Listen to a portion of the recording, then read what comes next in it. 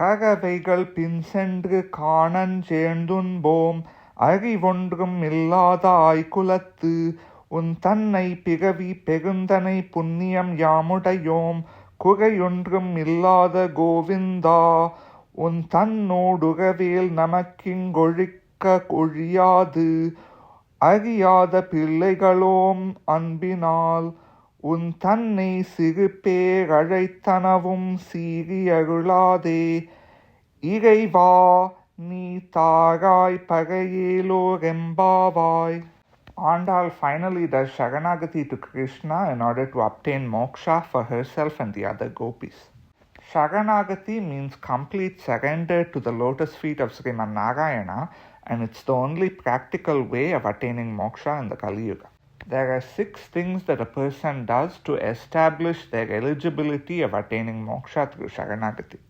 The first is Sukrita Hina Jnanam, knowledge of the absence of good deeds that would allow one to pursue moksha on one's own. Andal expresses this with the words Karavaigal pin sendru unbom.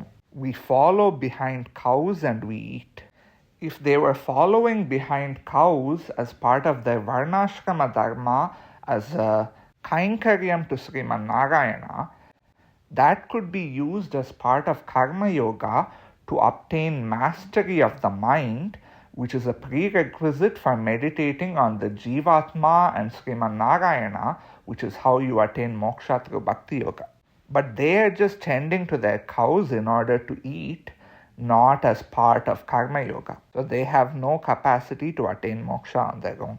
Then there is Apakarsha Anusantanam, reflection on one's own shortcomings, which Andal expresses through the words Arivondrum Illada Aikulattu, born in an ignorant cowherd family. Even if one hasn't done great deeds as part of Karma Yoga, still sometimes people are born with mastery of the mind, so they don't need to do Karma Yoga. They can straight away meditate on the Jivatma and Sriman Narayana through the 32 Brahma Vidyas found in the Upanishads. But Andal and the other gopis are girls born in a cowherd family, so they have not studied the Vedas, so they have no capacity to meditate on the 32 Brahma Vidyas. This establishes their akinchanyam or helplessness to attain moksha on their own, which is an adhikaram, a qualification for Sharanagati. Then there is Ishvara Gunapurti Anusantanam, reflection of the fullness of qualities of Sriman Narayana, which Andal expresses with the words Kurayundrum Illada Govinda, the faultless lord of cows.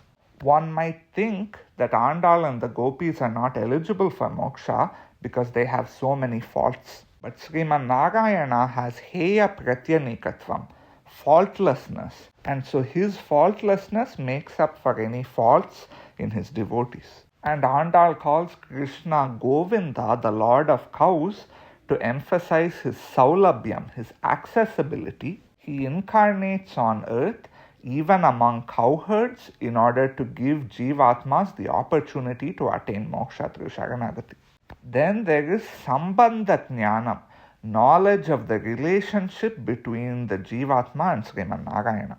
Andal expresses this with the words Un tannodu uravel namakku ingu olika oliyadu. Our relationship with you will never be destroyed. It is on account of that unshakable relationship that Sriman Narayana will grant them moksha. Then there is Purva Aparadha Kshamanam, seeking forgiveness for past offenses. Andal expresses this with the words Siri Arulade, don't be angry with us. So we have all committed infinitely many sins over the course of infinitely many past births, which have made Sriman Narayana angry at us. As part of Sharanagati, we ask Sriman Narayana to remove his anger, to forgive all our infinitely many sins, and free us from the cycle of samsara. In the case of Andal and the gopis, Krishna is angry that in the very first Pasuram, they said Narayanane Namakke Paritaruvan.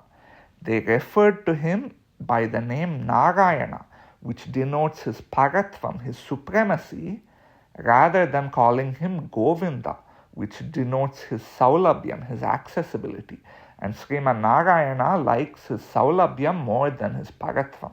Andal asks Krishna to forgive them for this, just like Arjuna in the Bhagavad Gita, upon seeing Krishna's Vishvarupam, asked Krishna to forgive him for all the casual names he had called Krishna in the past. Finally, there is Upaya Apeksha, asking for the goal, which Andal expresses with the words Iraiva ni tarai parai, Lord, give us moksha.